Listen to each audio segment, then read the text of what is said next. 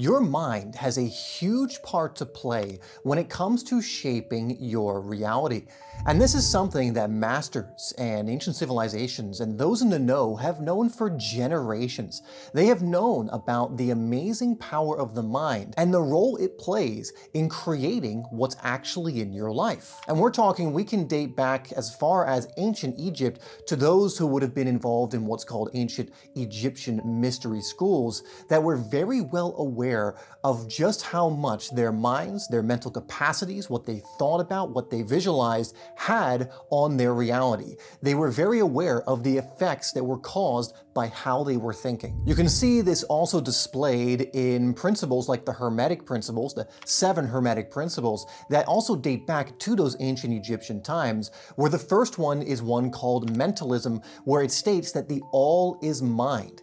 Everything is mental. And again, this is not just something that someone pulled out their butt one day. It is something that has been used for generations effectively to produce results, and has been confirmed time and time again through those who have used and experienced these principles. Now, in this video, we're going to dive deeper into how you can use the amazing power of your mind to start shaping your reality in the ways that you want. These principles have not changed from hundreds or even thousands of years ago or even beyond. They still work exactly the same way. The difference is that some, very few, were aware of these principles and learned how to use them to benefit their lives, where most people throughout history weren't even aware that these exist. Well, through this video, you are going to gain the awareness that, one, this is operating in your life, but I also want to give you some tools and insights that are going to help you to be able to use this and to train the powers of your mind to help shape reality, your reality, in the ways that you want. You get what you think about most of the time. This is a quote that's been thrown around for a very long time, and again, it draws its meaning and its origin from these principles, like the Hermetic principles, that show us the same thing. That you start to receive in your life that which you are thinking about most of the time, that which you are imaging in your mind most of the time, that which you are doing, dwelling upon in the mental plane of your existence. Now, as far as I know, this quote comes from Earl Nightingale, the strangest secret, that you get what you think about most of the time. But again, things of a similar nature were said way before that time, and this has been around for a very long time. And again, we can date this back to even ancient Egyptian times, where they taught these certain principles within certain circles. Like I mentioned, the Hermetic principle of mentalism is the first principle in Hermetic wisdom. And the Hermetic principles is an insanely accurate and amazing body of work that explains many of the natural laws that are occurring in our lives. But not only what they are, because the laws go deeper than just the physical laws that most of us are aware of, but also how to cooperate with those laws to create certain effects in your life. And what we mean by effects is create certain changes and new occurrences in your life. This is how we begin to manipulate reality, to shift our reality more in the ways that we want. And we can do this in very radical ways when you stick to this. To nail this point home even more, secret societies and families and those who have tried to keep this information under lock and key have utilized this kind of information, like the Hermetic principles, to improve their own lives, to gain riches, to do so much for themselves. Now, whatever you believe about elites or people who are rich or whatever else, I don't want you to use that and then throw negativity at these principles. These principles are immutable and unfeeling in the sense that they have no moral compass. They are just there to be utilized. In the same way that electricity does not care if you're a so-called good or bad person based on our judgment. If you flip the light switch, the light bulb, so long as everything's working, will turn on. So with these principles, they've always been there ready to be used, so don't use the fact that there may have been some people that you don't agree with or don't like that have used them to really sully the message of the actual principles in their pure form themselves. They are as available to you as anyone else once you gain the awareness that they are there. However, many people who were not self-serving, or those who were only looking out for themselves, have also used these principles to great effect to not not only help themselves in their own lives and live amazing lives themselves, but to create ripples in the world that have helped so many people from what they've done. And so for yourself, if you want to create reality in the ways that you want, in my eyes really behooves you to learn these principles. And again, this idea of mentalism and that you get what you think about is one of the most crucial. And when you really train your mind and learn about the capacity it really has, the power you have via your mind, you begin to be able to do this. Now, one thing I mention a lot on this channel is to think of it like you are a three-part being. And we're going to focus on the mental side of it, but I want you to understand this because it really can give you an aha moment or make things click into place. For most of us, our lives, that we were taught that we were just physical beings, right? You were taught you live in a physical world, that there are physical things that happen, there's this Newtonian physics, and that's just how it is. But what if I was to tell you that's not the case? It's not that those don't exist, those absolutely do exist, and we have calculated Newtonian physics and a Newtonian paradigm to, such a precise degree. And it's what allows us to fly in the physical planes, allows us to do so many different things. So I'm not knocking it. All I'm saying is it has been revealed that it is not what base reality is, and there's actually so much more to reality than just that. And that is when we get into the Hermetic principles, and that is also when we get into mentalism or the mind. And so think of yourself as a three-part being, and you have that physical self, but you also have what's called a mental part of yourself and a spiritual. Now, the spiritual is your connection to something larger. We could call it oneness. We could call it God. We could call it infinite intelligence. It doesn't really matter what label you want to use. It is your connection to kind of a higher part of yourself, where you've come from. If you're like a fractal of a whole, it is your connection to that whole, right? It is also the emotional self or the energetic self. So when you're feeling, when you're experiencing certain emotions,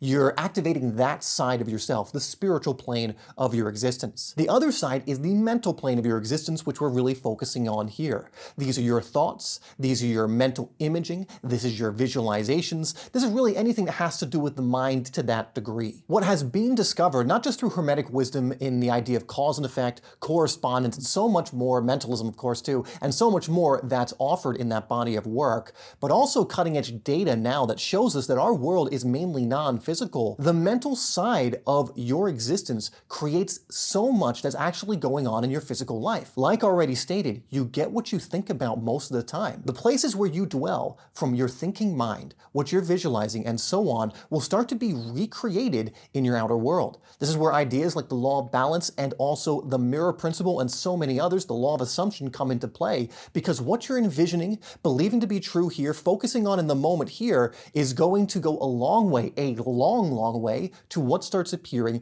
in your physical world. The opportunities, the events, the people that start now showing up. You can actually think of your physical reality as what I'd like to refer to as an energetic history, or I had a mentor of mine who referred to it like that, and I think it really paints this picture. You can also think of it like a history of your mind. The things you have been thinking leading up to this moment is what you are seeing in your physical environment. This is why when there are those who are in stinking thinking, as Zig Ziglar would say, or are very negatively inclined, and they think negative thoughts, they visualize negative outcomes, they catastrophize all the time, you look at their physical life, and guess what? It isn't, rainbows and sunshine and riches and finances and great relationships and health and all that. No, it is the equivalent of those thoughts they've been speaking. It is corresponding now on the physical plane. And so if you meet someone who's incredibly negative, you can tell they think negatively all the time. I mean, you can even see it on their face. You can see it sometimes in their physical body with ill health. You'll see it in their bank account and their relationships,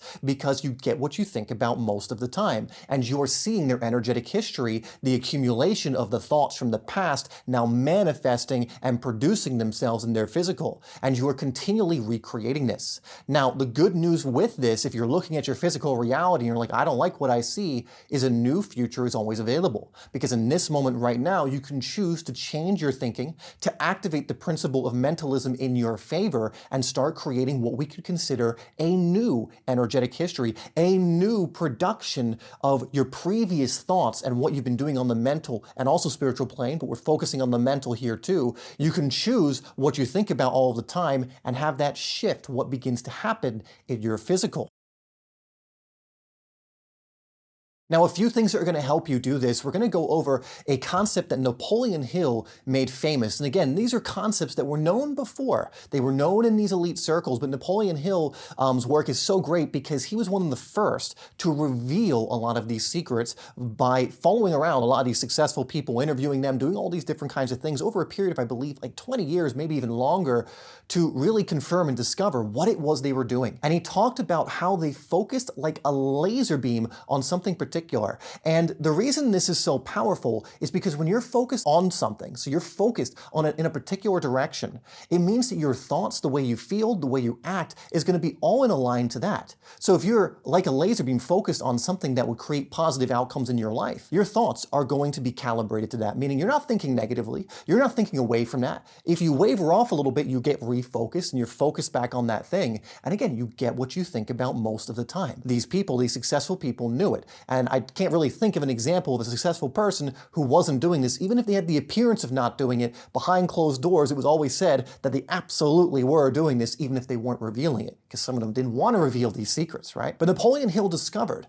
that a lot of these successful people who were privy to this information that you're getting here, they had what was called a sweet spot, and they would focus on it like a laser beam. They would tune out the distractions, the things that didn't really matter, the things that tried to hook them away from what they really wanted and wanted to focus on. And if you got focused on things that were distractions, that means you would also be thinking about those distractions. They would be taking you to other distractions. You would be on all these different thinking frequencies that were all over the place, incoherent, unable to focus. It's like being on a ship and then a new location or destination is put on the GPS. Now a new one, now a new one, now a new one, and you would just go nowhere. Or you would go in circles, or you would end up in the wrong location. They had a definite chief aim, a dream and a definite chief aim that they would focus on like a laser beam that would help direct their thoughts in that direction. All of their thoughts are now contributing to that, and you get what you think about most of the time. Now, when I say sweet spot, Napoleon Hill taught that the sweet spot is basically your mind and your heart are bought in. Another way of saying that is the mental plane of your existence and the spiritual plane of your existence are bought in,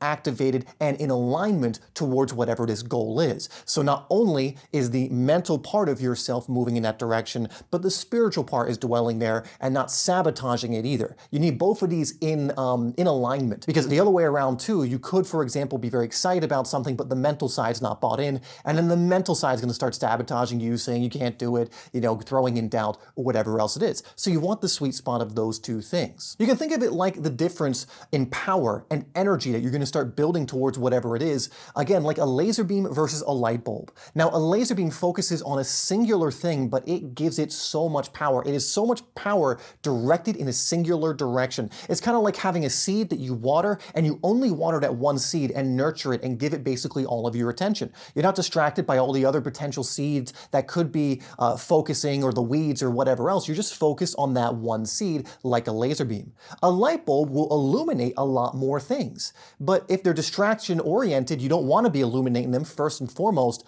but also because of that, it has way less power. The power of a light bulb versus a laser beam is significant, right? With the laser beam having way more power and energy going towards whatever it is you are focusing it on. It's like the same way if you could focus on that one seed, or you could focus on trying to plant and grow 10 seeds. The problem is if you try and water, nurture, and grow 10 seeds, and let's say you only have enough attention and focus and energy for one, well, then none of them are going to grow. But if you focus that water each day that you have to water one on the first seed, on the one you want to focus on, it is going to grow, and it's going to grow quickly. Essentially, what you focus on through your thoughts, especially how you are thinking, is going to become magnified. It's going to expand. And this is why we get what we think about most of the time, and what we're doing on that mental plane of existence is so crucial. And keep in mind that what you dwell upon on that mental plane of your existence, what you think about, again, we'll throw in the feeling too from the spiritual side, is going to grow in your life. And essentially, the causes that you dwell upon on those sides of yourself create effects in your physical life. Meaning, if you are thinking about something most of the time long enough, and again, you have the sweet spot calibrated so that spiritual side of you is in it as well, by law, by nature, by principle, there has to be shifts in your energetic history. Meaning, new opportunities, people, events will start coming in. They'll come in out of left field in ways you know not. That's beyond just the analytical mind to a degree. You just have to have the focus, and then certain byproducts start coming in. So let's talk about a little bit of how you can set this up through what's called a dream and a DCA. Now, this is how we actually get the mind and the heart bought in. But again, you need to focus on this, or else you're like a ship that has no captain or crew, or you're a ship that has too many captains and too many crew members on the ship. Because it's not just about getting a captain and crew on there. If you have nothing on there, you're going nowhere, right? The ship is just going to float at sea. In The Strangest Secret, they actually explain this. It'll just wind up a derelict. It'll just wind up on some random shore, or it'll just be floating in the ocean going nowhere. But the other side of that, again, if you're trying to plant 10 seeds, it's like you have 10 captains that all want to do different things and direct the ship in different directions. Again, you're not going to go anywhere. In fact, you're just going to elicit a ton of unnecessary frustration. And so this is where the idea of a dream and a DCA, which Napoleon Hill, I believe, coined, it's definite chief aim. And if you break down that word, definite chief aim, you can really see what we're getting at here. It's one thing. It is a definite chief, the singular thing, aim. Not 3, not 5, not even 2, it is a singular chief aim. Now don't worry, because when you focus on a singular thing, a lot of people think they're missing out, or what about all this other stuff? There will be byproducts of focusing on a singular thing. For example, if you focused on, let's say, a financial amount as your DCA, and that lined up and that felt good to you, do you think there wouldn't be byproducts of you achieving that? Or let's say it's a dream home, would there not be implications that would have to occur for that dream home to come through? So you don't need to worry about focusing on every little minute detail. That's us trying to control the process or the principles. We can allow that to do its own work. We just have to activate it. So to give you a little bit of what you can do here, the dream is how we connect the spiritual side. And so to create the dream, you are just going to free write completely from the heart and actually get your mind out of it, the analytical mind, because you want to draw up actually what you want, not the things that other people want for you, or you think other people want, or what society wants, whatever it is. You need to really tune into that true part of yourself, that spiritual side of your existence, and draw out what it is you actually want. And the best way to do this is through what's called a hot pen technique. You just set a timer. You don't let the pen come off the page. You keep writing, what do I want? How will my life look in a year from now too? Whatever it is, you can go even beyond that.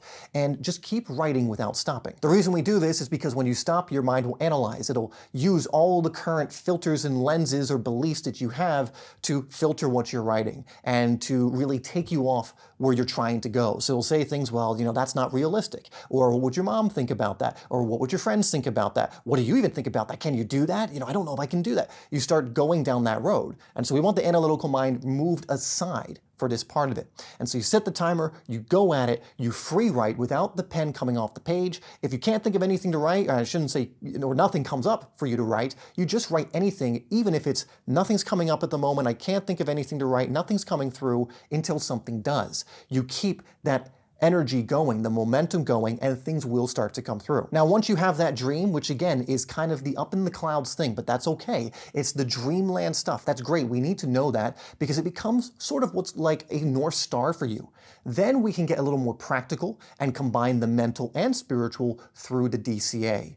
Now, the DCA, the definite chief aim, you can think of like a checkpoint on the way to the dream life, right? So you're choosing something that's going to be a huge step in the right direction, a checkpoint if you were to hit it. And again, we will hit it if we do this properly. And so with a DCA, you are going to choose something that you believe you can hit, but also is exciting enough that you're going to be able to draw up the energy to do it. Again, you're going to focus on one particular thing. An easy example is financial. So for example, let's say you want to make a certain amount a month, you would make that your DCA. Now, it's one crucial component about this that a lot of people usually get wrong that trips them up. They start making the DCA similar to the dream, which then creates doubt within the mind. It is crucial, absolutely crucial, that with the DCA, you choose something you actually believe you can hit. And this might sound counterintuitive, but I'll explain why very briefly. You must choose something that you think you can hit. Because if you don't, that mental side of yourself is going to start thinking about what you do not want. It's going to start thinking you can't do it. It's going to start throwing doubt. So now on that mental plane of your existence, you're thinking doubt. You're thinking what you don't want. I don't want to fail at this. I don't think I can have this. You're now creating those effects from those causes. And so we need something that helps you nurture that side of yourself, that helps you to think about all the time your success, your wins, that you're gonna do this, that you can do this, you're gonna do this, right? We need to activate that. So you choose something that excites you. So in the money example, an amount that excites you, but also isn't so high that your mind throws in doubt, that you 100% believe so long as you stick to what you need to do, you know what, yeah, absolutely, I can hit this. Now, for a lot of you, you might think, well, if I do that, I'm just going to go for very small amounts. Maybe at first, but there's a magical thing that happens as you continue to do this. Your confidence and your believability goes up. And usually not by a little. You hit 1, even 2 of these DCAs, and you will see it skyrocket up. I've personally done this for finances myself, and my first one was a pretty small amount, but it was exciting enough for me to, get energy behind it, and it was also believable. And not just believable, again, I had no doubt. I hit it quickly, and my next one, I think I almost doubled the amount I wanted to make each month, or in that month. And then again, doubled it again. So momentum builds very quickly, and you may find you're hitting these DCAs pretty quickly as well. Now, why is that? Because when you set ones that you believe and also are excited about, you're going to really cultivate that on the mental plane in a very positive way, which is going to create really cool effects in your life. Things are going to happen that you cannot see right now because the how is none of your business. That'll start coming in to help you fulfill this goal. And again, if you're focusing on it like a laser beam, you're sending a ton of power at it. You're sending a lot of particle flow, we call it, at this goal, which allows for it to come quicker than you will be used to getting things in the past. I say this to my clients all the time, the biggest manifestation killer, the biggest just monkey wrench to your ability to create is doubt. And so we need to set up the game here to win so that there isn't doubt and you keep the momentum going. When that momentum's going and the energy builds and builds and builds, things can happen very, very quickly. And speaking of my clients, we have just released our very own reality creation program, but we're only taking a limited number of members for our first cohort. So you can check out the first link down below to learn more. We're going to go over this process, by the way, in much deeper detail, help you with every little nuance, make sure you're setting your dream DCA, what's called objectives and daily action steps, completely perfectly so you're getting exactly it. We're going to show you how to really cultivate that mental and spiritual side of yourself so they're completely in tune, completely aligned, completely working together in tandem so that your goals and the way you want to create is coming about incredibly quickly. So again, if you want to learn more and take this deeper work with me and do it in a very calibrated, high-level environment, you can check that out down below. I am going to give you a tool right now that you can use, however, that's going to help you to develop this and develop your mind in a way that you are able to focus like a laser beam. Because one of the main problems that a lot of people have that I see, again, when I work with people or just in general, is they're very bad at focusing. And if you can't focus on a particular thing, you can't focus like a laser beam on something. And this is why people get really spotty to non-existent results or even go backwards. Because again, they're trying to put too many captains on the ship, so there's 10 things they're trying to do and they get none of them, or there's no captain on the ship. They're very bad at choosing just putting the captain on the ship with the crew and then trusting the process. Now again, getting that dream DCA and everything else lined up is a huge step because that's us putting the proper captain and crew on the ship. Again, not just any captain and crew, by the way. We need to know what the dream is. We need to know what the DCA is. We need to know what all of that is so we can get the proper captain and crew that we're going to go where you actually want to go. If we get a captain and crew, but they're going to a destination that we actually don't want to go to, well, they'll get there successfully. But then we've climbed one mountain only to realize as we're looking out that it wasn't the mountain we wanted to climb. It wasn't the destination we wanted to get to in this moment. It was actually over there. So there's a lot of importance in getting all of that right and lining it up. But that is going to help when you do that, getting that dream and DCA lined up. It's also because you're focusing on it like a laser beam will influence your thoughts. You get what you think about most of the time because you're going to be focusing on that most of the time. Now, one thing that's going to help is a tool I recommend quite a bit, but it's just so useful, and you really can't hear it enough, because even if you've used this in the past, if you aren't using it now, you're going to want to start using it again. And this is what's called a mental diet.